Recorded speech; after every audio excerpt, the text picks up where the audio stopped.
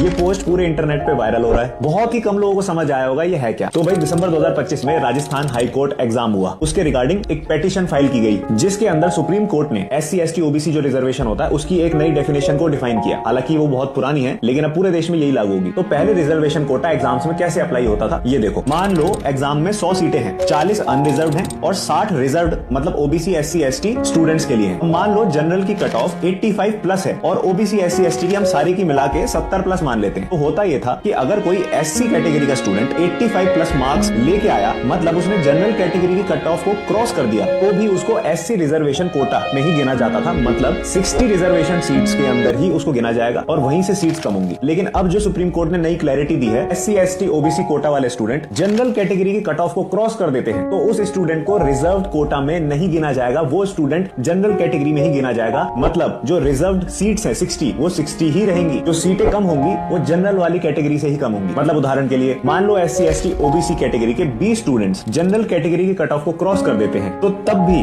Reserve seats जो 60 हैं वो 60 रहेंगी, इधर से जनरल वालों की कम हो जाएंगी। अब ये कोई नया लॉ नहीं है, लेकिन ये लॉ बहुत कम जगहों पर अप्लाई होता था। अब इससे SC ST OBC वाले स्टूडेंट्स के लिए बहुत बढ़िया है। लेकिन भाई जनरल कैटेगरी वाले स्टूडेंट्स का क्या? अगर आप 100 नंबर से ऊपर भी आते हो तो भी आपकी कोई गारंटी नहीं है कि आपका सिलेक्शन होगा। अब इसको आप किस ग्रुप में शेयर करोगे, किस मुंह से शेयर करोगे, वो तो आप जानो, बट यही आज का सच है।